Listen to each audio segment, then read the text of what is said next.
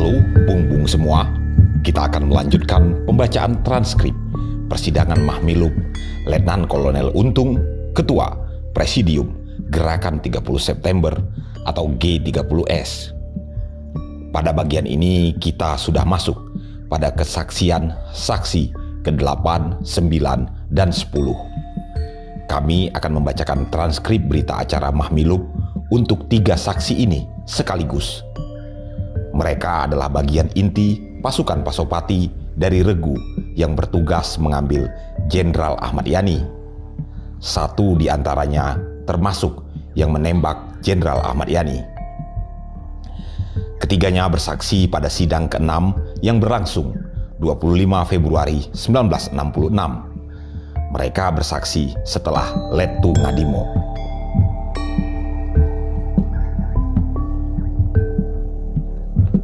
Namun sebelum kami lanjutkan, Testifiles hanya menyajikan dokumen, testimoni, dan hasil penelitian para peneliti dan lembaga. Kami tidak menghadirkan teori atau pendekatan apapun. Sekali lagi, Bung-Bung juga harus menelaah versi-versi lainnya. Oh ya, satu lagi.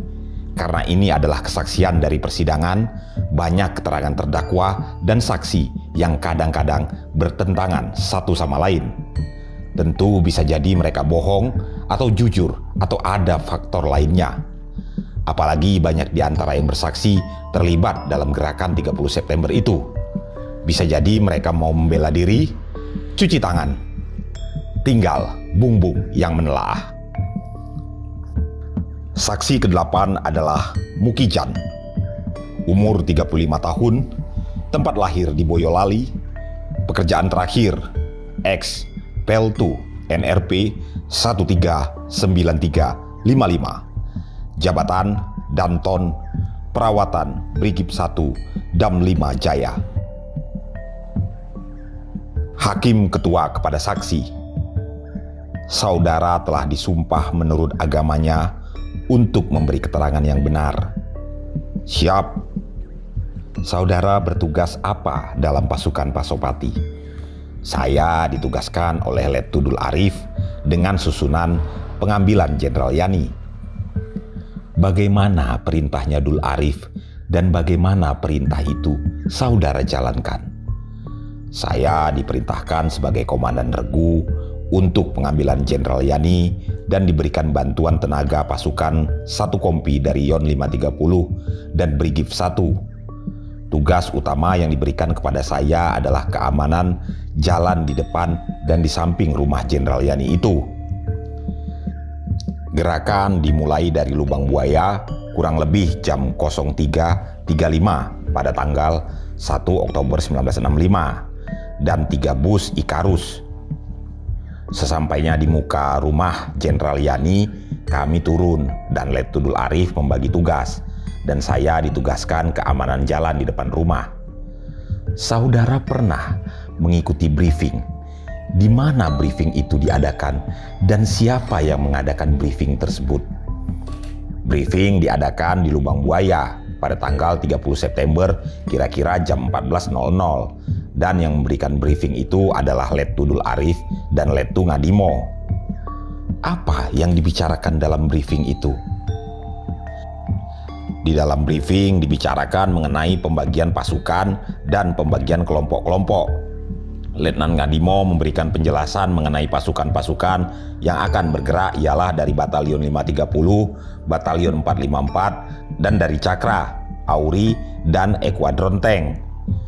Lettudul Arif menjelaskan mengenai pembagian kelompok 1 sampai dengan 7 yang bertugas nanti untuk pengambilan jenderal-jenderal. Bagaimana bunyi perintahnya untuk pengambilan jenderal-jenderal itu dan apakah saudara menyaksikan pengambilan almarhum Jenderal Yani?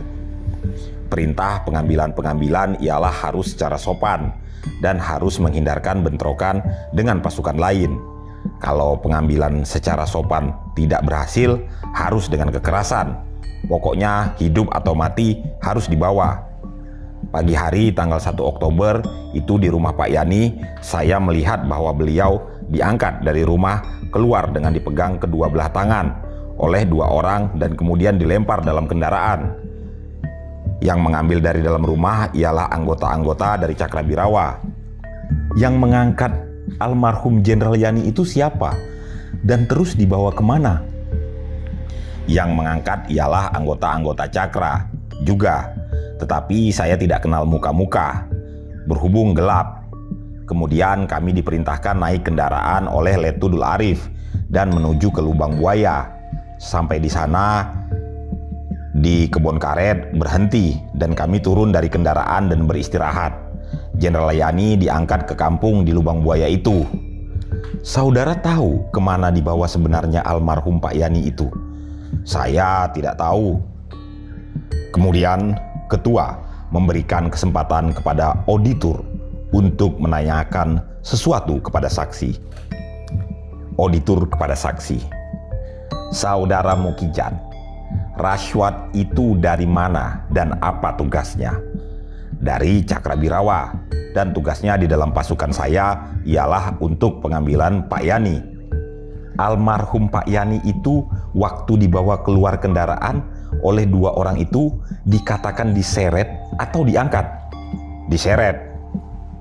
Waktu berangkat dari Lubang Buaya mempergunakan bus-bus Ikarus dari mana? Saya tidak mengetahui asal-usulnya. Lagi pula waktu itu keadaan masih gelap. Setelah auditor selesai dengan pertanyaan-pertanyaan, maka ketua menanyakan kepada terdakwa bagaimana pendapatnya terhadap keterangan saksi. Maka dijawab, yang tidak disetujuinya ialah apa yang telah terjadi pada dirinya almarhum Jenderal Yani.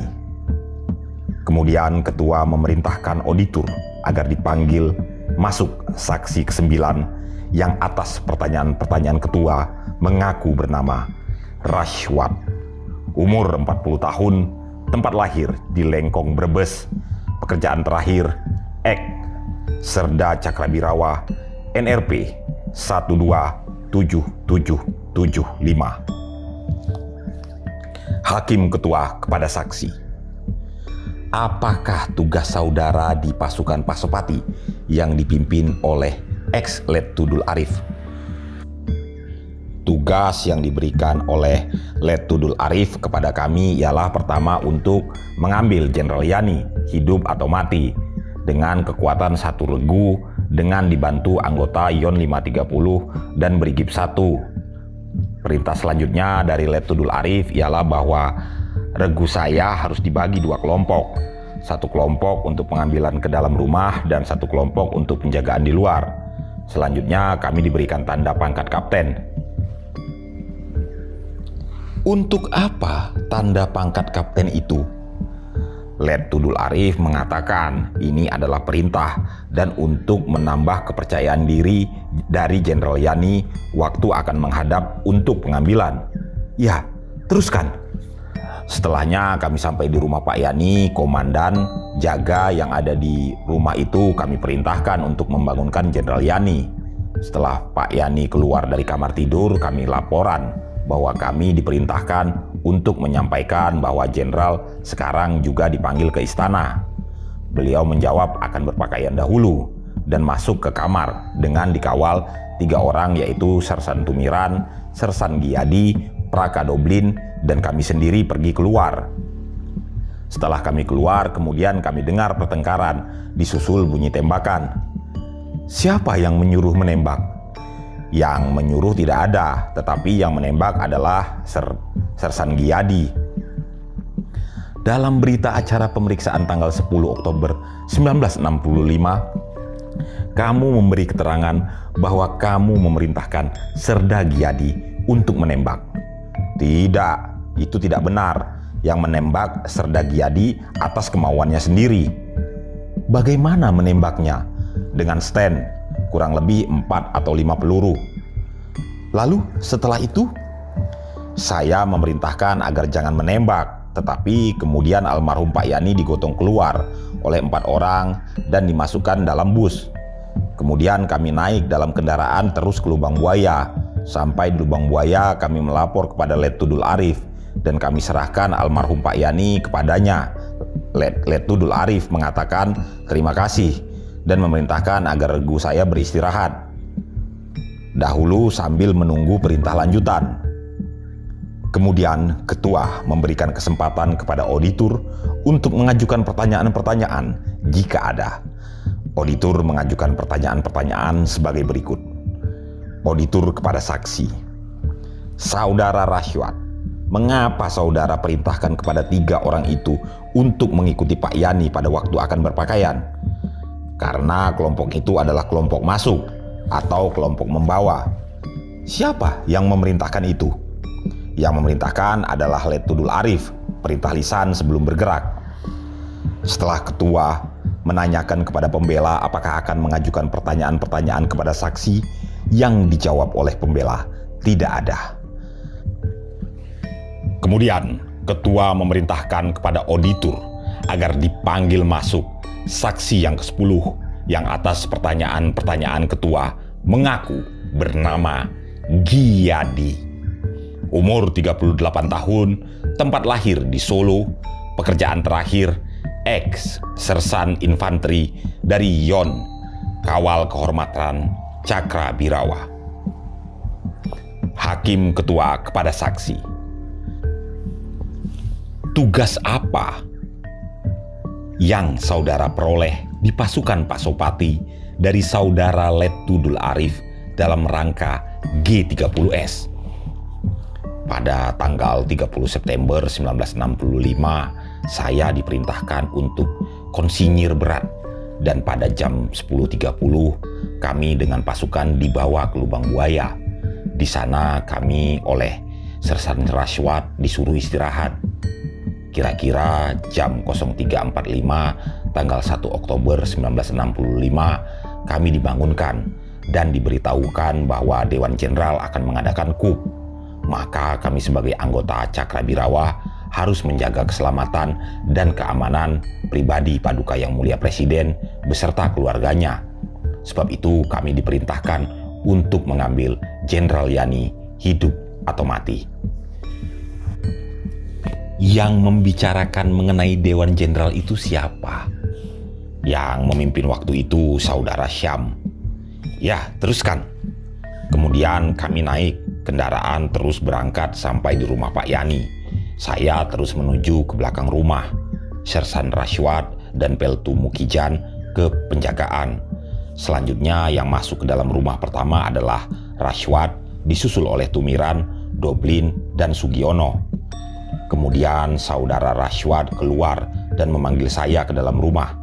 Selanjutnya saya lihat saudara Rashwat berbicara dengan Jenderal Yani dan Pak Yani memukul kepala Doblin.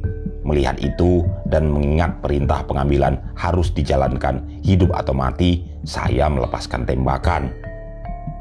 Kenapa harus ditembak? Karena Jenderal Yani memukul Praka Doblin dan perasaan saya ialah Pak Yani melawan dan mengingat juga perintah pengambilan hidup atau mati. Kemudian setelah tembakan saya laporkan saya keluar dan Pak Yani terus ditarik keluar oleh Sugiono, Doblin, dan Tumiran.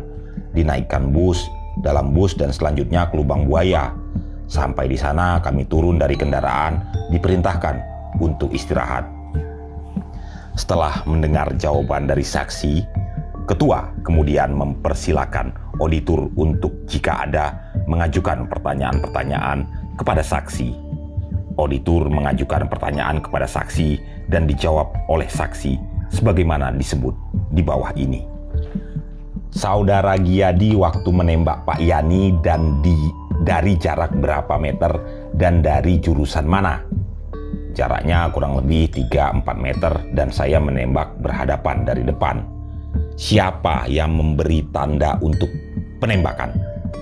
Yang memberi tanda untuk menembak adalah saudara Rashwat dengan cara tangan kedua-duanya terbuka diangkat ke atas. Saksi memperlihatkan caranya. Kemudian ketua menanyakan apakah pembela akan mengajukan pertanyaan-pertanyaan kepada saksi. Setelah ketua mendapat jawaban bahwa pembela tidak akan mengajukan pertanyaan-pertanyaan kepada saksi, maka ketua memerintahkan auditor agar dipanggil masuk saksi yang ke-11 yang atas pertanyaan-pertanyaan ketua mengaku bernama Kuncoro.